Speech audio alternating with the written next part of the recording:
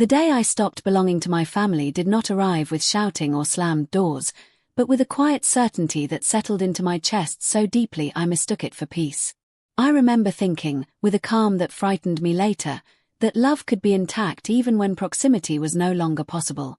My name is Ariel, and I say it now only because names matter at the beginning, before they are reduced to shorthand in other people's mouths, before they are softened, misremembered, or used as proof of familiarity that no longer exists. At the time, my name moved easily through our house, spoken without effort, as natural as the rhythm of the stairs or the creak of the back gate, and if there was already a future in which it would be avoided, corrected, or said with a pause, none of us knew it then, or at least none of us acknowledged it. We were not an affectionate family in the obvious ways, but we were close in the manner of people who shared routines rather than declarations, a closeness that lived in shared errands, predictable meals, and the unspoken understanding of who sat where and why. I knew which chair my mother preferred not because she ever said so, but because she hesitated before sitting anywhere else, and I knew when my sister was anxious not because she confided in me, but because she reorganized the spice rack with unnecessary precision. My father expressed care through logistics, through reminders about insurance renewals and deadlines, through a habit of checking the locks twice before bed, and none of this felt lacking to me, because it was what I had learned to recognize as love. If there were tensions, they were of the manageable kind, the sort that families absorb without comment, shaped by personality rather than conflict. I was the one who asked questions that lingered too long at the dinner table, not confrontational questions, but curious ones. Questions about why things were done a certain way, why decisions from years ago were still treated as immovable facts, and I learned early to soften my tone, to phrase curiosity as admiration, to ask indirectly so that no one felt challenged. When I succeeded, the conversation flowed on. When I failed, there would be a brief silence, followed by a redirection so smooth it felt intentional, and I would let it pass because letting things pass was a skill I valued in myself.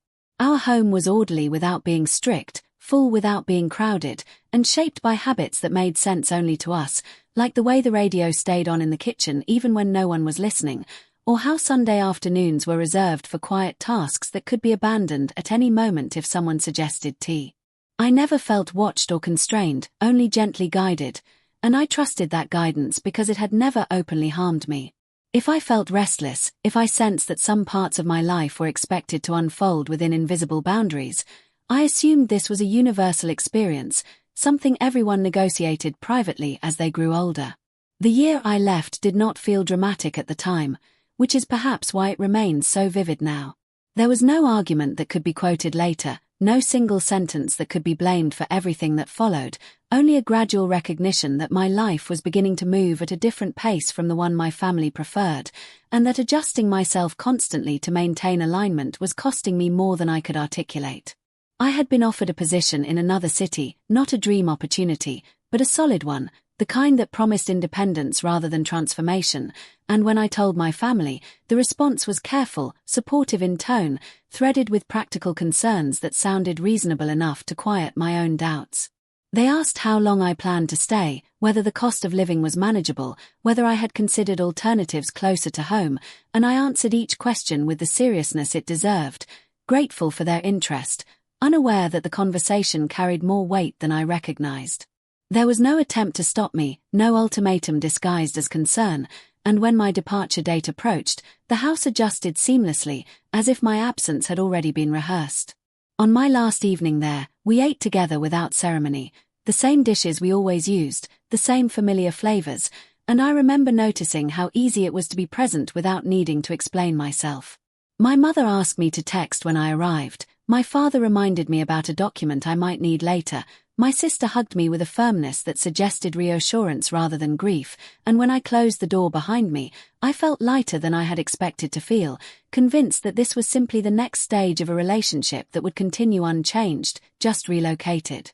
The early months away reinforced that belief. Calls were regular, updates exchanged without strain, visits discussed in the abstract without pressure, and when I returned for holidays, I was welcomed with familiarity that required no effort to re-enter.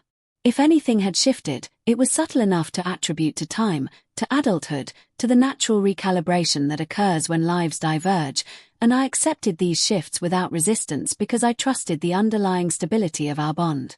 I built a life that was functional rather than extraordinary, learning the rhythms of a new place, the pleasure of anonymity, the discipline of structuring my days without reference to anyone else's expectations, and if I sometimes felt a distance opening between myself and my family, I assumed it was my responsibility to bridge it.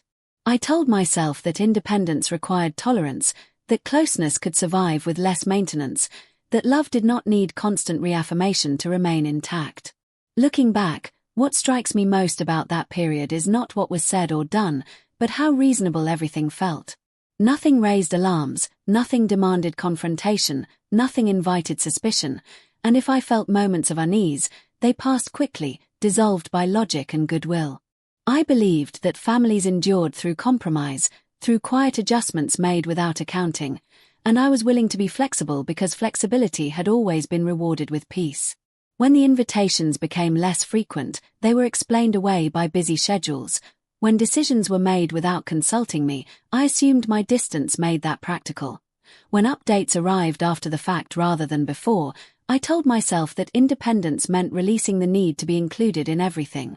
Each explanation made sense on its own, and together they formed a narrative so coherent that questioning it felt unnecessary, even indulgent. I did not feel wronged, only slightly misaligned, as if I were adjusting to a different temperature than the one I had grown up with, and because nothing overtly painful occurred, I never considered that this misalignment might be deliberate or consequential. I believed that if something were truly wrong, it would announce itself clearly, demand recognition, disrupt the surface of our interactions in a way that could not be ignored, and because that disruption never came, I remained confident that whatever distance existed was temporary, manageable, and mutual. This belief allowed me to move forward without bitterness, to build relationships unburdened by unresolved conflict, to speak of my family with affection unmarred by resentment, and to trust that the version of events I carried with me was complete. I did not suspect that absence could be as formative as presence, or that leaving quietly could be interpreted in ways I never intended, or that normalcy could conceal decisions already made without my participation. At the time, I would have told you that my family loved me, and that I loved them, and that sometimes love required space, and I would have meant it sincerely, unaware that this conviction rested on assumptions that had never been tested. I believed that nothing essential had changed, that we were merely adapting, and that whatever future awaited us would be built on the same foundation that had always supported us, steady, familiar, and unquestioned. That certainty stayed with me for years, unchallenged and intact, and it is important to understand this, because without it, nothing that followed would make sense. The first moment of discomfort arrived without significance, which is why it lingered, because it did not present itself as a discovery or a realization, but as a mild confusion that resisted resolution no matter how often I revisited it. I was home for a short visit, the kind that fits neatly between obligations, and the house welcomed me with the same predictability I had always relied on, the same smells, the same arrangement of objects that suggested continuity rather than change, and yet there was a faint sense of being slightly out of step, like entering a room half a second after the music has stopped. Nothing announced itself as wrong. Conversations unfolded easily, laughter emerged at appropriate intervals, and if there was a carefulness to the way my presence was accommodated, it was subtle enough to be mistaken for consideration. My mother adjusted meals to include my preferences without comment. My father asked about my work with genuine interest, and my sister filled the spaces between us with updates that felt rehearsed only in the sense that they had been told before. I was included, welcomed, and treated with the same warmth I had always known, and because of that, I dismissed the faint tension I felt as nothing more than the awkwardness of returning after time away. It was during an ordinary afternoon, the kind that exists solely to pass time, that something shifted. We were sitting together, not engaged in anything particular, when a casual remark was made about a past decision, something logistical and unremarkable, and the details did not align with my memory. The discrepancy was minor, the kind that could be attributed to faulty recall or different perspectives, and under other circumstances I might not have noticed it at all, but the certainty with which it was stated gave me pause, not because it contradicted me, but because it assumed agreement where none had been sought. I did not correct it. I did not ask for clarification. I simply noted the difference internally and let the conversation move on, telling myself that memory was unreliable, that time smoothed edges and rearranged sequences, and that insisting on accuracy in trivial matters served no purpose. Still, the moment stayed with me, not as suspicion, but as curiosity, and curiosity has a way of reopening itself when least expected.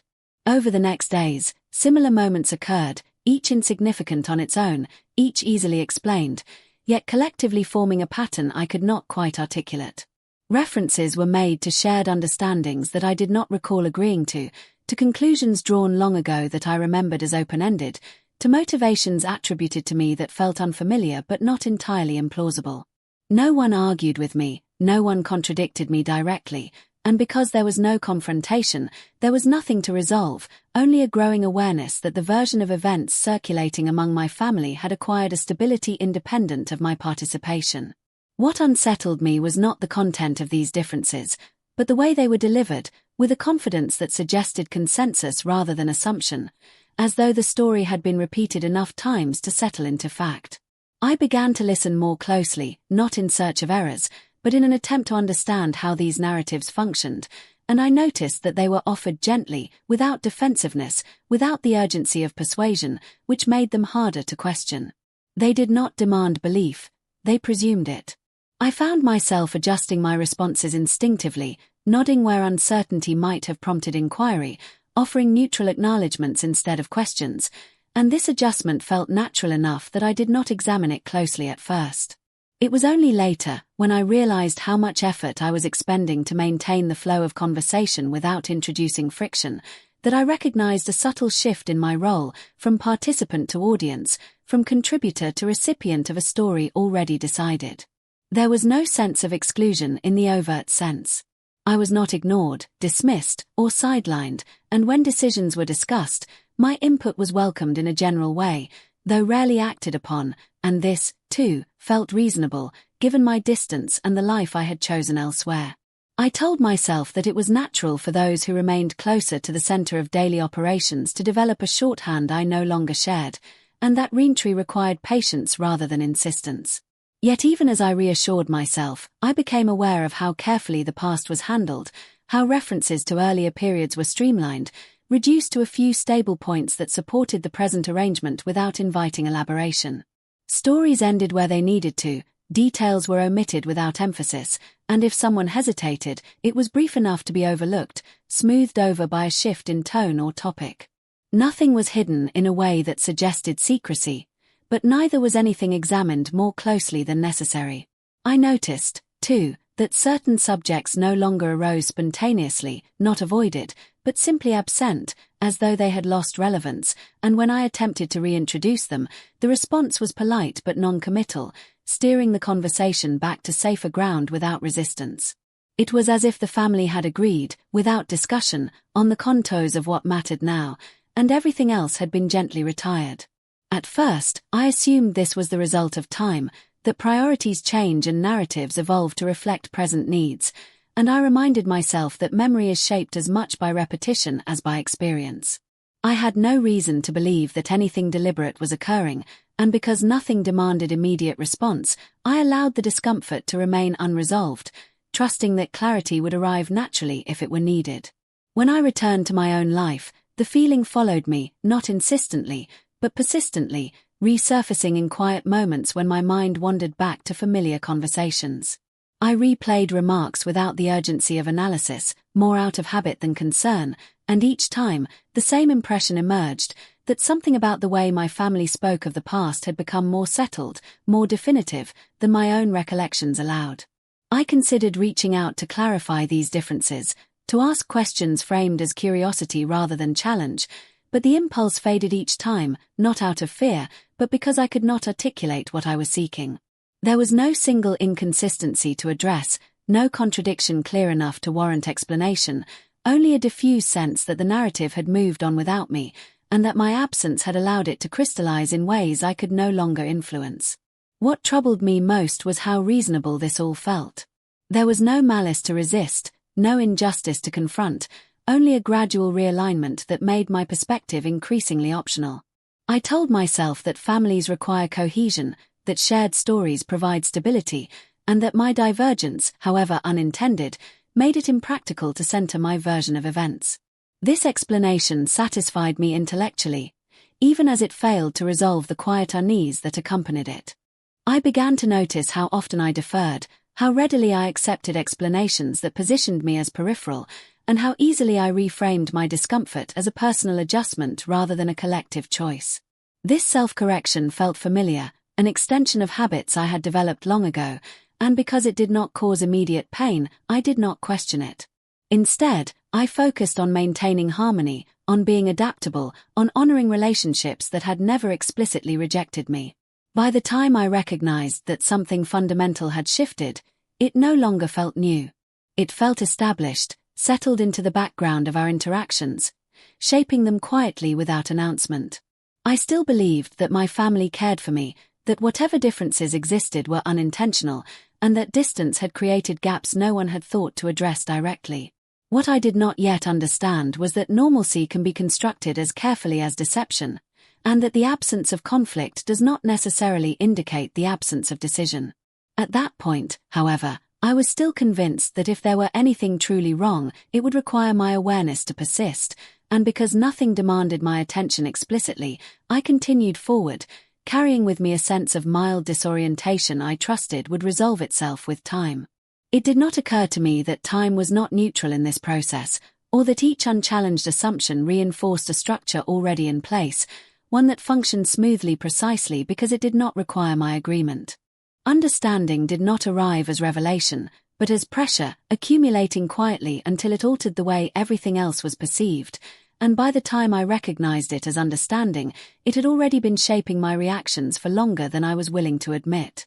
There was no moment I could point to as the beginning, no clear threshold crossed, only a gradual compression of context that made familiar interactions feel increasingly dense, as though meaning had been packed into them without my participation. I began to notice how often certainty appeared where ambiguity once lived, how decisions were framed as inevitabilities rather than choices, and how explanations arrived preemptively, delivered before any question could be formed. This was not done defensively, nor with impatience, but with a calm assurance that suggested the matter had been settled long ago, and that revisiting it would be inefficient rather than inappropriate. The effect was subtle but cumulative, creating an environment in which inquiry felt unnecessary, even intrusive, not because it was discouraged, but because it had already been answered elsewhere. What shifted for me was not the presence of contradiction, but the recognition of coordination. It became clear that the narratives I was hearing were not spontaneous recollections, but shared constructions, maintained through repetition and mutual reinforcement. Each person held only a portion, yet together they formed a complete structure, stable enough to support the present arrangements without requiring constant attention. No one needed to remember everything. They only needed to remember their part. This realization unsettled me not because it implied deception, but because it revealed a system that functioned independently of my awareness. I had assumed that my distance explained my exclusion from certain discussions, that practicality dictated who was consulted and when, and this remained true on the surface, but beneath it was a more complex mechanism, one that relied on predictability rather than control. The family did not need to persuade me of anything. They only needed to anticipate my responses well enough to proceed without me.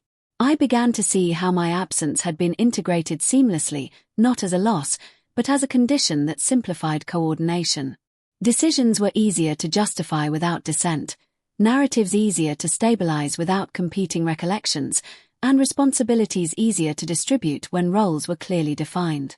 I had not been removed, I had been rendered unnecessary, and this distinction mattered more than I initially understood. The most difficult aspect of this realization was that it did not indict anyone individually. There was no single architect, no identifiable moment of consensus, only a convergence of incentives that made my marginalization logical rather than malicious.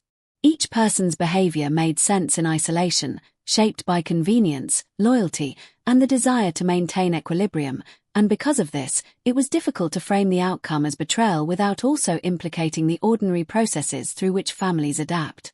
As I revisited earlier interactions with this lens, patterns emerged that I had previously dismissed as coincidence. My questions, once met with patience, had gradually been answered in ways that closed discussion rather than invited it. My preferences, once accommodated reflexively, had been acknowledged without influencing outcomes. My presence, once integral to the rhythm of the household, had become optional, welcome but not required. None of this was abrupt enough to register as loss at the time, but together it formed a trajectory that was impossible to ignore.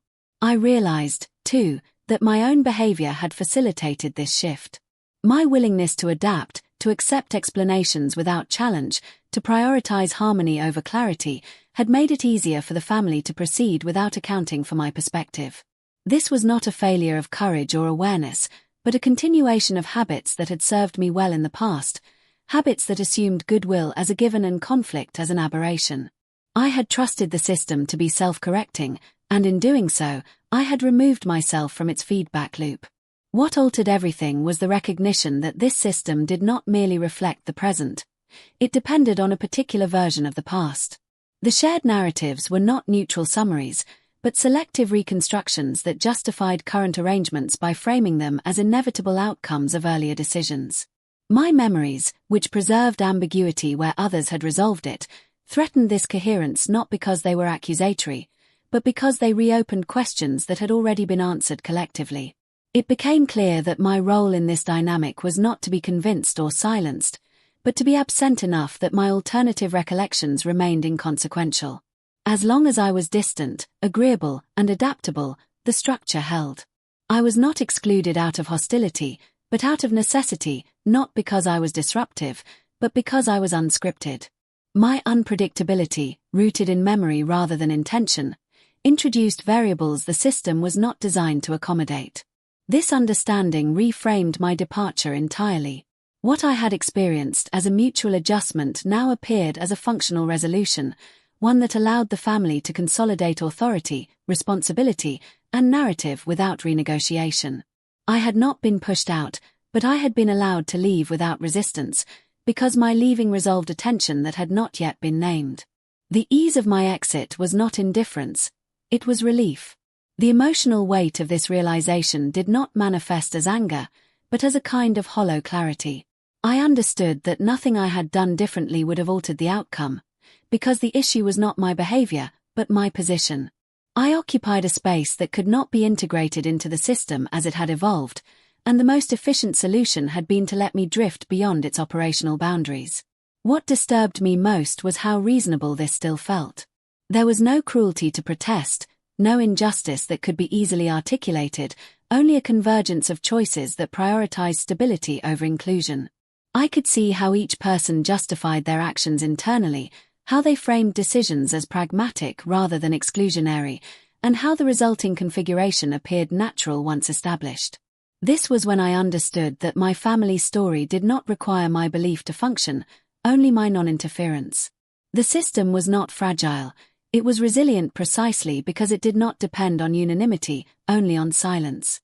My absence had been interpreted as consent, my adaptability as agreement, and my distance as disengagement rather than displacement. I did not confront anyone with this realization. There was nothing to confront, no claim to dispute, only an internal recalibration that altered how I understood my place in the family's history. I recognized that the narratives I had accepted as evolving were in fact consolidating, hardening into a version of the past that supported a present from which I was increasingly excluded. This understanding marked a point of no return, not because it demanded action, but because it removed the illusion that time alone would restore balance. The structure was complete, and I was no longer necessary to its maintenance. What remained uncertain was not whether this was intentional, but whether its consequences were reversible, and whether my continued participation, however limited, served any purpose beyond preserving a stability that had already been achieved without me. For the first time, I considered the possibility that the peace I had valued so highly was not a shared objective, but a byproduct of my compliance, and that relinquishing it might reveal dynamics I had never been invited to examine. I did not decide to do anything at first, and this is important, because what followed was not fueled by outrage or a sudden need to reclaim space, but by a quiet withdrawal of assumptions I had carried for years without question. Once I understood that my presence was no longer necessary for the family's internal coherence, I stopped behaving as though it were, and this shift, though subtle, altered the system more effectively than any confrontation could have. The first change was internal. I no longer adjusted my understanding of events to align with the versions offered to me, nor did I rush to resolve the mild dissonance that arose when memories diverged. Instead, I allowed discrepancies to exist without correction, without acceptance, without explanation, and this refusal to assimilate was not visible in my behavior, only in my silence. I listened as I always had, responded with the same measured warmth, but I no longer participated in the labor of smoothing over inconsistencies for the sake of cohesion. I also stopped anticipating needs that had never been explicitly articulated. Where I once volunteered reassurance, context, or emotional support to maintain equilibrium, I began to wait for requests that never came. This was not a performance or a withdrawal of affection, but a recalibration of responsibility, a recognition that I was no longer obligated to stabilize narratives or relationships that did not require my input to function. The absence of this labor created small delays, moments where someone would pause, expecting continuity, only to encounter neutrality instead. As time passed, the effects of this neutrality became more pronounced.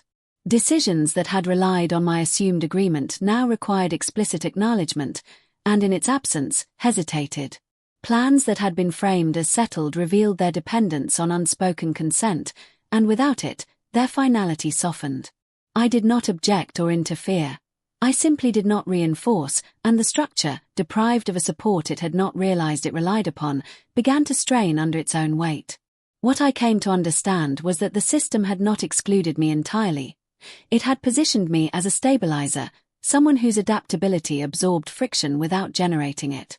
By removing myself from this role, I introduced a variable the family was unprepared to address, not because it was confrontational, but because it required acknowledgement of processes that had previously operated invisibly. The absence of my participation exposed dependencies that had been masked by routine. I noticed changes in tone during conversations, not dramatic shifts, but subtle recalibrations, as though my responses were being assessed more carefully, my silences interpreted with greater attention. Questions were framed more cautiously, explanations more thorough, and assumptions less readily stated. This heightened awareness did not lead to openness, but it disrupted the ease with which narratives had previously been exchanged, introducing a self-consciousness that slowed their circulation. At the same time, I began making decisions in my own life that no longer accounted for their expectations, not out of defiance, but out of clarity. I updated legal and financial arrangements that had been left vague out of habit, formalizing boundaries that had previously been implicit. I designated responsibilities explicitly rather than allowing them to remain assumed, and in doing so, I removed the ambiguity that had allowed my absence to be interpreted as consent. These changes were communicated calmly, without justification, and because they were practical rather than emotional, they were difficult to contest. The impact of these decisions extended beyond logistics. By clarifying my position, I altered how my role could be referenced within the family's narratives. I was no longer a flexible figure whose intentions could be inferred, but a defined presence whose choices had consequences. This forced adjustments in the way decisions were framed, requiring greater precision and reducing the reliance on generalized accounts of collective agreement. I did not seek to expose or dismantle the system directly, because it did not require exposure to unravel. Its strength lay in its quiet efficiency, in the way it functioned without drawing attention to itself, and by withdrawing the conditions that supported this efficiency, I allowed its limitations to surface naturally. The family found themselves needing to articulate justifications that had previously been assumed, and in doing so, they encountered the inconsistencies that had been smoothed over by habit. This process did not produce immediate conflict. There were no arguments, no dramatic confrontations, only a gradual erosion of certainty that manifested in delays, revisions, and the occasional reconsideration of decisions once deemed final. Authority, once exercised implicitly, now required explanation, and responsibility, once distributed informally, became harder to assign without consensus. The system, designed to operate through coordination rather than accountability, struggled to adapt. What surprised me was how quickly the absence of my stabilizing role was felt, not because I had been central, but because I had been reliable. Reliability, I learned, can be as powerful as authority in maintaining equilibrium, and when it is removed, even temporarily, its absence exposes the fragility of arrangements built upon it. The family had not recognized my contribution because it had never been disruptive. Now, its absence was. As these dynamics unfolded, I remained consistent in my behavior, not withdrawing affection, not escalating tension, but maintaining a steady presence defined by clarity rather than accommodation. This consistency made it difficult to attribute the resulting strain to my actions, because I had not introduced conflict, only boundaries. The discomfort that emerged belonged to the system itself, not to any individual choice I had made. Over time, the consequences became unavoidable. External structures that had relied on the family's unified front began to require clearer delineations of responsibility, and without my implicit endorsement, these delineations could no longer be deferred. Processes that had been managed informally now demanded formalization, and in this transition, discrepancies surfaced that could not be reconciled through narrative alone. The family's ability to present a cohesive account weakened, not through exposure, but through procedural necessity. I watched this unfold without satisfaction or regret, understanding that what I was witnessing was not collapse, but recalibration. The system was adjusting to conditions it had not anticipated, and the outcome, whatever it would be, was no longer within my control or obligation. I had not sought revenge, yet the effects of my disengagement were unmistakable, altering dynamics that had seemed immutable. The most profound change occurred internally. By relinquishing the role I had played unconsciously, I recovered a sense of agency that did not depend on recognition or inclusion. I no longer measured my worth by my ability to maintain harmony, nor did I interpret distance as failure. The clarity that emerged was not empowering in a dramatic sense, but stabilizing, allowing me to engage with my family on terms that reflected reality rather than expectation. This phase did not resolve anything definitively, but it shifted the balance irreversibly. The family could no longer operate as though my presence were incidental, and I could no longer pretend that adaptation alone would restore equilibrium. The system had been altered, and the consequences of that alteration were unfolding in ways that neither of us could fully predict, but which no longer depended on my compliance to continue. What remained was not the question of whether the structure would endure, but what it would become when it could no longer rely on the conditions that had sustained it for so long. The end did not arrive as an event, but as a settling, a gradual acceptance of conditions that could no longer be negotiated away, and by the time it became clear that something irreversible had occurred, there was nothing left to contest. The family did not fracture dramatically, nor did it implode under the weight of revelation, because nothing had been revealed in the way people expect, nothing named, nothing accused, nothing confessed, only a sequence of outcomes that followed naturally once the system lost its ability to obscure itself. The first visible shift was administrative rather than emotional. Responsibilities that had long been shared without definition were reassigned with specificity, not because anyone sought transparency, but because external requirements demanded it, and when those assignments were made, they did not distribute evenly. Some people gained authority they had never held alone, others lost influence they had assumed was permanent, and the imbalance, once externalized, altered how decisions were perceived within the family. What had once been framed as collective judgment was now recognized as delegation, and delegation invites scrutiny in a way consensus does not. Financial arrangements were next, not exposed through conflict, but restructured through necessity. Assets that had been managed informally were brought into clearer alignment with documented ownership, timelines clarified, roles formalized, and in this process, the quiet efficiencies that had sustained the family's cohesion began to dissolve. There were no accusations of wrongdoing, only acknowledgements of oversight. Yet those acknowledgements carried consequences that could not be undone without re-entering the ambiguity that had made them possible in the first place.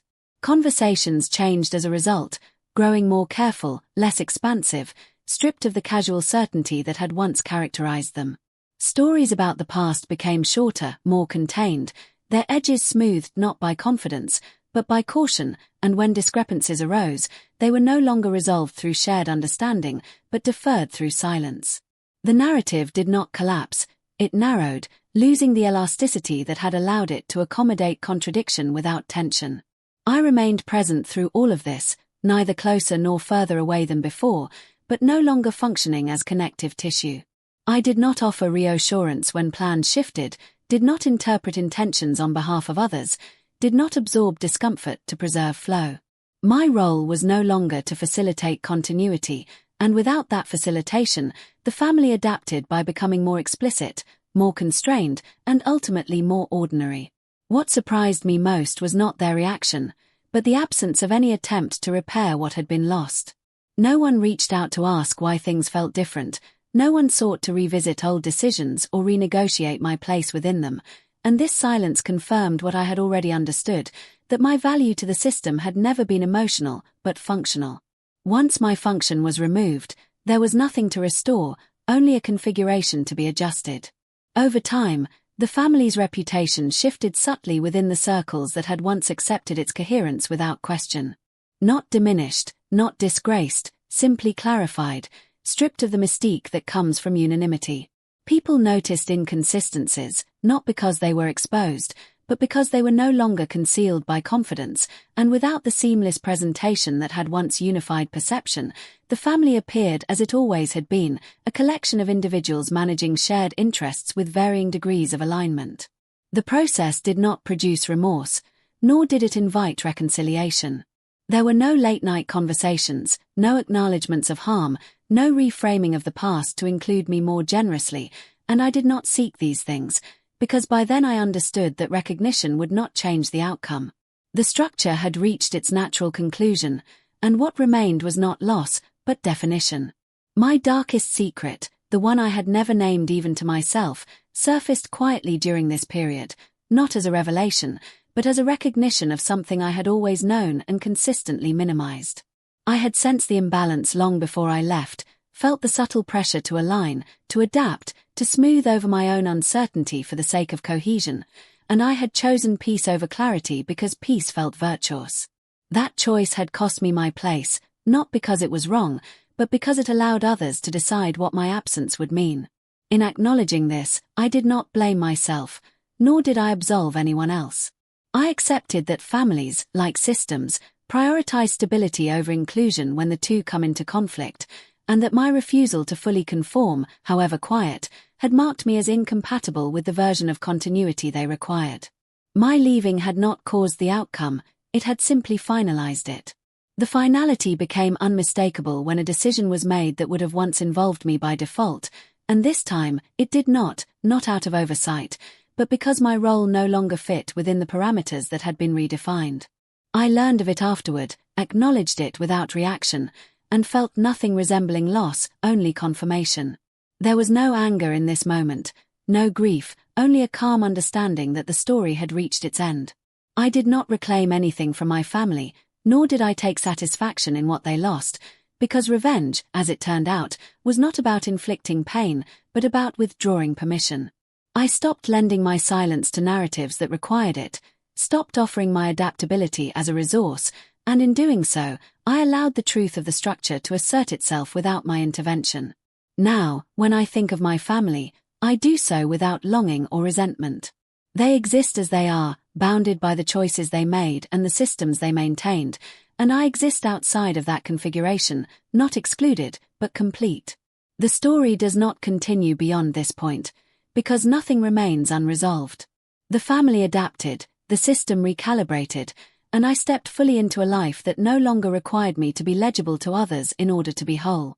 This is where it ends, not with closure in the sentimental sense, but with clarity, and clarity, I have learned, is the most definitive ending of all.